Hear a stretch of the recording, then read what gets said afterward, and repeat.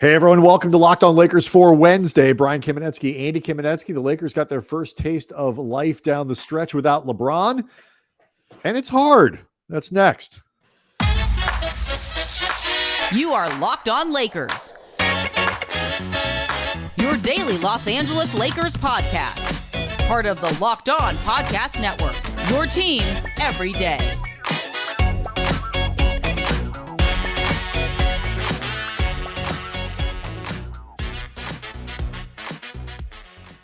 Thanks to everybody for making Locked On Lakers first listen of every day, Monday through Friday. No matter how or where you get your podcasts, you're always going to be able to find it for free and never behind a paywall or, requiring some sort of subscription or something like that, Andy. That's how they get you. But not here. But Locked On Lakers on YouTube is where you can go to hang out with a ever-growing community of Lakers fans. Over 12,000 subscribers. This thing is just taken off in ways that we really appreciate. Great engagement over there on that channel. A lot of people sad on Tuesday after the news of LeBron James being out. We got a little clarity on that injury, Andy. And of course, the Lakers took the floor on Tuesday night for the first game of this no LeBron stretch. They lose 121-109 against Memphis in Memphis in a game that honestly was closer, I think, and far more competitive than a 12-point spread would indicate. There was a lot to like about this game, but let's do the housekeeping about LeBron first. Looks like they're going to be out at least a couple weeks. Yeah, he is going to be reassessed. It was reported 2 weeks from today. I guess today being Tuesday, you'll be hearing this, most of you, on Wednesday. But if you went by a literal 2-week reevaluation period, beginning with today's game against the Thunder 2 weeks from today, unless LeBron got evaluated and was cleared to play the day of the game they have, which feels exceptionally unlikely to me, he's going to miss by that calendar at least 8 games. It feels like somewhere between 10 to 12 is what Laker fans ought to be settling into. Under-promise yourself and hopefully LeBron can over-deliver. Right, and that would basically mean if he missed 10 games. So obviously, Grizzlies on Tuesday is one, Thunder on Wednesday is another. Then you go Timberwolves, Warriors, Grizzlies again, the Raptors, the Knicks. He misses all those games. He comes back somewhere mid to late March. That leaves you with about another 8 or 9 or 10 games to go. So 10 games is half the remaining games of the season. You start to get into 15. You're hoping that he can play 5 or 6 games before he comes back. And that, by the way, is, I think, the rosiest scenario. It is not, and we don't know. This is not us, reporting something, but, everybody's seen the clip now where LeBron looks over and he says, I heard a pop, or I felt a pop. That's not good. Popping is bad. Anything that pops is bad. It's also, too, just seeing LeBron in that walking boot, doesn't give you any type of hope that all of a sudden things are going to be, better. Side note, didn't you think that he would have a sleeker and cooler looking walking boot than the one he was wearing on Tuesday? I was disappointed. I just thought it would be like he'd have some sort of cool looking boot rather than that gray orthopedic thing that old people wear. No, LeBron is notoriously cheap. He's not going to spend the money on a walking boot. I mean, if LeBron, the last time I checked, or last time I heard him talk about this, is not paying for the commercial-free Spotify, he's not going to upgrade to a sleek boot. That just doesn't seem to be the thing that LeBron's going to, throw around his, loose pocket change on. It's just, he's a man of principle that way. We saw the Instagram post that he put up earlier in the week, and, he was still kind of wearing a little sock there or something. And the foot wasn't big and swollen, and you had this maybe it'll be okay, and 12 seconds later it wasn't. The Lakers have played games without him before. I think they're 5 games under 500 going into Tuesday's game, so now 6 games under 500 without. And some of those may have been without AD, right? Without AD, and so much of what of the results of any of these things don't count because I mean, they count, but they're not relevant because the roster was so different. We did, it is worth noting, no D'Lo. D'Angelo Russell missed Tuesday's game. He was listed as doubtful, which makes me believe at least he probably won't play on tonight, Wednesday, in Oklahoma City either, but we'll see. You really saw what life looks like without LeBron. It just, the Lakers lost this game essentially on turnovers, 26 of them season high. That is a direct line to no LeBron James. Yeah, I mean, I think it's also a direct line to no D'Angelo Russell as well. Sure. I mean, LeBron is where you feel it the most, but not having two of your three, depending on where you put Schroeder in the rankings, or I guess Reeves, but arguably your two best ball handlers out there, your two best point guards out there. You had too many guys left with not just too much passing responsibility, but just too much decision making. And that was something that both Darvin and Anthony Davis talked about after the game. Like, guys were hesitant in the beginning. They were indecisive. They were waiting too long. Before they'd make a move with the ball, they would allow not just a very good Memphis defense, but a very physical, very imposing Memphis defense to set against them. And then in the second half, they were honestly just too loose with the ball. Like, I think they were trying to be. I think in the first half they were tentative. They were a half second slow on every choice that they were making, which again makes sense. You have a lot of guys who are doing more than they probably should against more pressure than they normally face. Again, because you just don't have LeBron to put everybody in the best spot possible, to relieve some of the pressure, to do a lot of those things. And then you also don't have Russell. And then, like you say, in the second half, I think they went from sort of a little too tentative to a little too aggressive and a little too loose, trying to make stuff that wasn't there happen.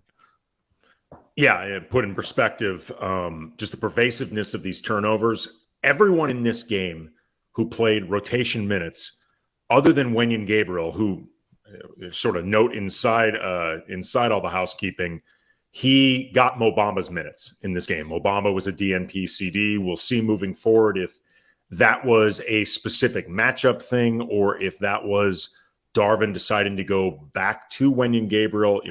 Mo had a very big game against the Pelicans, but then did not really play much at all against Dallas. So we'll see where that's going. But yeah, anyway, Darvin, just for, again, for sort of housekeeping purposes, said that Wenyen after the game said that Gabriel had looked good in that group, the sort of the stay ready group, as they call them, wanted to reward him with some minutes. But I do think it's a lot of it is matchup related. Memphis has size, but they don't play with, a Jonas Valanciunas style large big, or something like that. So Wenyen makes a lot of sense from a matchup standpoint. Yeah, I mean, with Steven Adams not available, they are just playing smaller. And Jaren Jackson Jr., as much as, especially in the second half of this game, he can be an incredible deterrent in the lane defensively. Offensively, he's, other than one mother dunk that he had over Anthony Davis, a putback that was Jesus. He's a guy that spends a lot of time on the perimeter. But anyway, among the guys who played rotation minutes, other than Wenyen Gabriel, everyone had at least one turnover. And other than Troy Brown and Rui Hachimura, every Laker who played rotation minutes had at least 3 turnovers. That's a lot. I mean, that's just a lot of guys committing a lot of turnovers. You cannot have that many empty possessions when, forget just the organizational skills of LeBron and D'Lo, you're missing their scoring as well. Right. You're right. You can't give away. And Derek Fisher pointed this out. People talk about the points off turnovers and all that stuff that go the other way. And there's no question those matter. It's 26 times you don't shoot. And you can't get away with that. There was actually, I think, a lot in this game, though, to be optimistic about. If you are trying to figure out how the Lakers are going to manage to get themselves into the top 10 without LeBron for at least, call it 10 games or more. And so let's break some of that down, because there actually was a lot to like in this game going into Wednesday and certainly into Friday as well. Locked On Lakers is brought to you by FanDuel. We are in the home stretch of the NBA season, and now is the perfect time to download FanDuel, America's #1 sportsbook. And new customers get a no-sweat first bet up to $1,000. That's $1,000 bonus bets back, even if your first bet doesn't win. Just download the FanDuel Sportsbook app. It's safe, secure, really easy to use. You can bet on everything from the money line to point scorers, threes hit, or you can get saucy with an exclusive bet like the 2x3, 2 3-pointers scored in the first 3 minutes. Plus, FanDuel even lets you combine your bets for a chance at a bigger payout with a same-game parlay. So don't miss the chance to get your first no-sweat first bet up to $1,000 in bonus bets when you go to FanDuel.com/lockedon. That's FanDuel.com/lockedon to learn more. Make every moment more with FanDuel, an official sports betting partner of the NBA. So we'll see, what happens where the Lakers wake up on Wednesday in terms of, standings, who wins, who loses. Sacramento did beat Oklahoma City on Wednesday. Indiana beat Dallas for, what that is worth. The Spurs are hanging in there with Utah. So, this stuff is going to shift a lot, day in and day out. But there's no question, Andy, what the Lakers have in front of them is very difficult. And so, I don't think either one of us mean to sugarcoat that. Wednesday is going to be a hard game. Even without Shai Gilgeous-Alexander, probably won't play for Oklahoma City. But I came away from Tuesday, especially if you tell me that D'Lo could be back by, say, Friday. Well, Anthony Davis said after the game that he thought D'Lo was going to be back pretty soon, and I imagine Russell is going to want to play against the Timberwolves, the team that traded him. Yeah. And that, I think let it be known not so subtly that he was available and that they were definitely not re-signing him this offseason. Guys tend to take that stuff personally. Yeah. And so like they get the bodies back and all that. I came away from Tuesday's game. If you tell me D'Lo can be back by, say, Friday, more confident that they have a chance to do this, to hang in, to win enough games to get into a 10 or whatever it might be, than I was before the game started. Again, not saying it's going to be easy, not pretending that missing LeBron James doesn't matter, but I think they have a chance. Well, the first half of this game, their defense was fantastic. It was really disruptive. It was really active. I thought they, played off each other on a string extremely well. It seemed like they were communicating off each other really well. And then especially around the rim, the work they were doing, basically gang protecting the rim, was phenomenal. And I mean, it was anchored by Anthony Davis, who was definitely having the biggest impact. We need to make sure we reserve time to talk about AD because he was really important. Right. But, I thought he was anchoring that in the first half. But I remember off the top of my head, good moments of disruption from Rui Hachimura, from Troy Brown. Memphis had scored a decent amount of points in the paint, but they were pretty much all in transition off turnovers. Like in the half court, they were not able to do much of anything at the rim. And it was the reason why the Lakers led the game at the half 49-46. I mean, they were doing a really good job making things difficult for Memphis. And I remember you and I were texting during the game, like they were muddying this thing up. And that was really something that they are going to need to do a lot moving forward. If nothing else, until D'Angelo Russell gets back. But pretty games are not probably going to be to their advantage. No, but the effort and the intensity, and I think honestly the belief. Yeah, I did not think that they would lose belief before this game started, but certainly afterwards, I don't have any doubt that they think they are capable of making this happen. Anthony Davis, after the game, when asked about where to go moving forward, said, play like we did and don't turn the ball over, which there's more to it, obviously. But in certain respects, it's that simple. Well, it is. And I think, the one thing is LeBron's going to be gone for a couple weeks. Again, you should get Russell back reasonably soon, knock on wood. You will grow accustomed to doing the things you need to do and playing in the way you need to do without James on the floor. And I think that becomes becomes a little bit easier to do as they go along. But I'll say they played extraordinarily hard. I mean, that is just a lot of what this was just sheer effort. And that is both admirable. It is also slightly worrisome. It is hard to do that and carry that kind of effort and energy through that many difficult games. There's no question about it. But like you saw what it was there. And I think AD, we'll start on him now and probably carry it through into the next segment. The big question that we had for Tuesday's show is Anthony Davis going to be that guy? Is he going to be the kind of person who can elevate a team?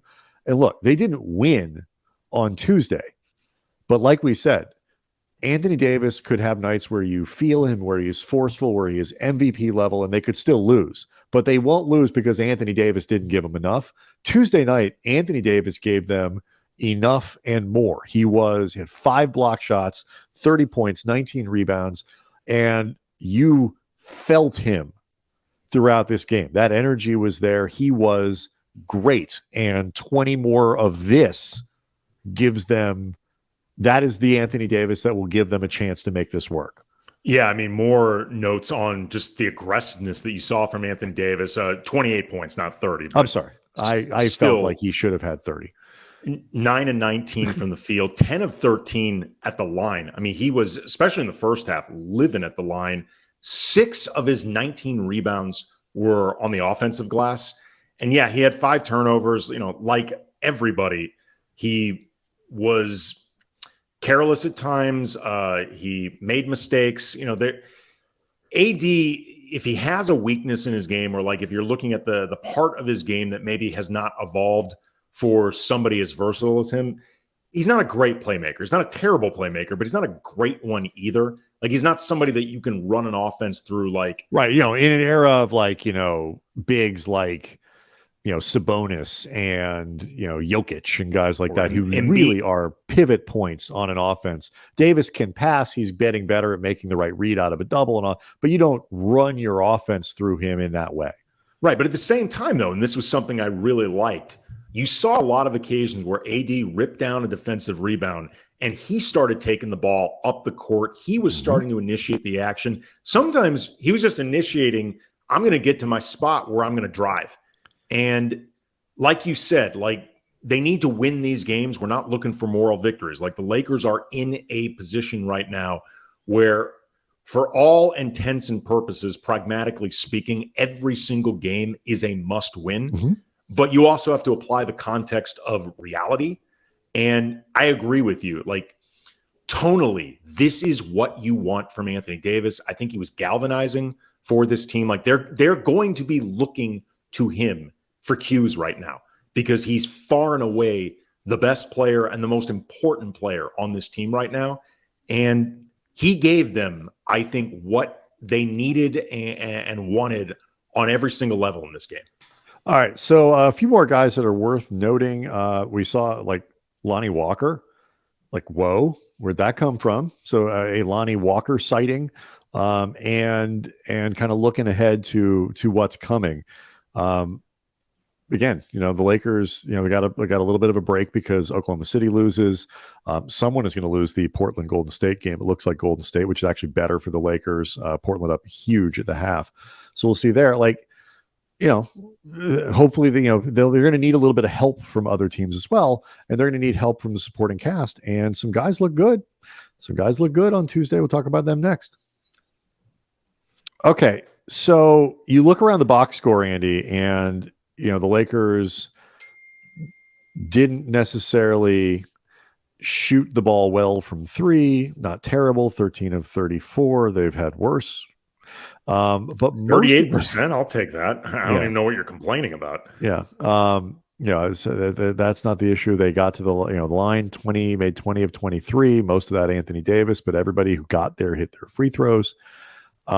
It really was a question of too many possessions that they didn't get to shoot the ball because they turned the ball over. I did not think Dennis Schroeder covered himself in glory on Tuesday night. But you kind of look up and down the roster, and like Austin Reeves, particularly in the first half, was great. I I think Austin was up and down in this game. He made some really careless plays, and he dribbled himself into some trouble. Well, I think he was a good example of the difference between LeBron in LeBron being there in the space you have, and then asking guys like Reeves to be doing a little bit more. He's a connector, not necessarily an initiator, but I thought overall, especially in terms of, timely shot making in the first half and stuff like that, much better in the first and the second, but did a lot of really great things in the first half, and then you saw Lonnie the tale Walker. of two halves for him. First half I did think he played well. Second half I thought he actually played pretty badly. And minus 17 for the night, so it didn't. Austin was part of that bad tail end of the third quarter where the Lakers gave up 47 points in the third, and that was basically your ball game.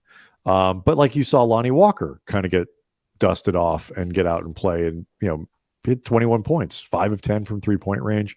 Didn't see the volume from Beasley from 3-point range. He only took 4 threes, but you did see it from Walker. So you continued to see players aggressively trying to space the floor, and in the case of Walker, doing a decent job. Troy Brown had trouble getting going and stuff like that, but I actually thought he had a really nice game defensively, or did some good things defensively. Yes, he did. This was, I thought, as sort of erratic a game as Vanderbilt has played. But, I kind of pull all that together and look at it and say, it wasn't like a perfect night, and they were still within 4 in the fourth quarter against Memphis. Look, bottom line is the Lakers had 86 possessions in this game. Memphis had 112. It's exceptionally difficult to win in that way. And to put this in perspective, Memphis shot 19% from behind the arc and 45.5% from the field. Lakers shot 44% from the field, 38 from behind the arc, and they were better at the line in more attempts than Memphis.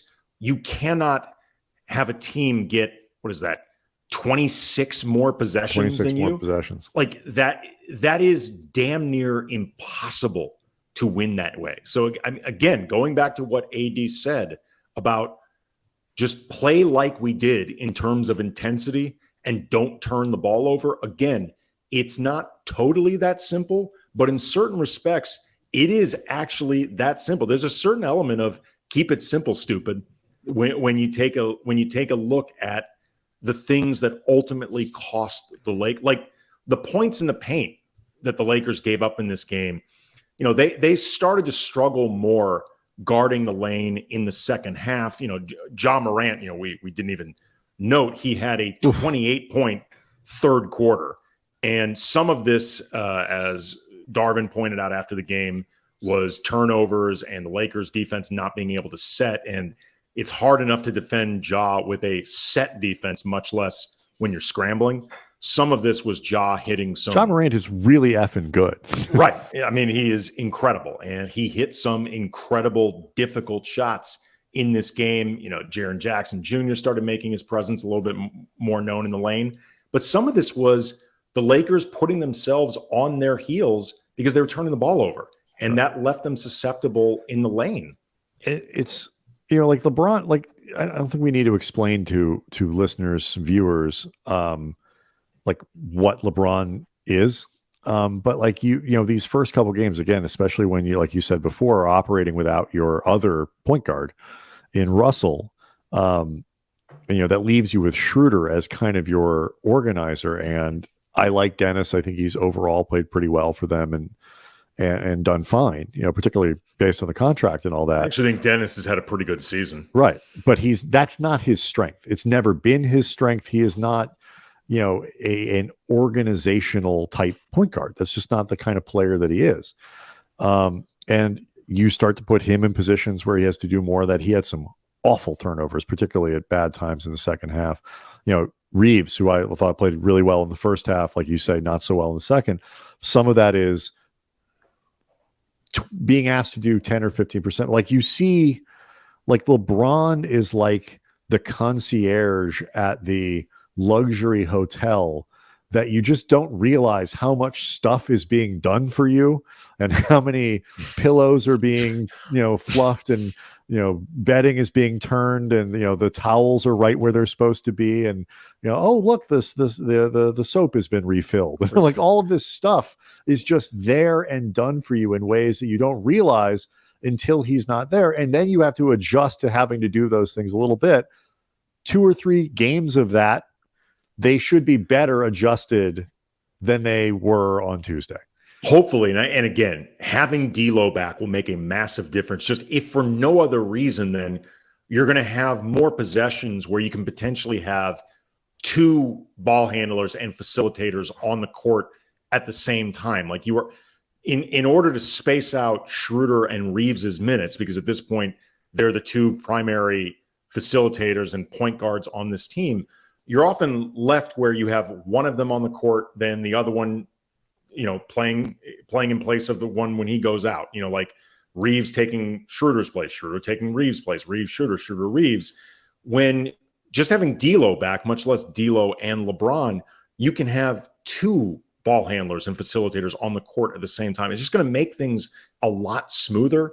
But D'Lo back in and of itself will just make everybody, we talked about this before with the new look roster, everybody gets slotted in ways that are more appropriate to their skill sets. Just having D'Angelo Russell back will allow a little bit more slotting. Right, because we saw Tuesday was a good example of that balance being upset, where guys are again, now being asked to again do more than they should, being pulled out of their comfort zones and things like that. I was hoping we could speak slowly enough to get to the end of the San Antonio-Utah game as we record.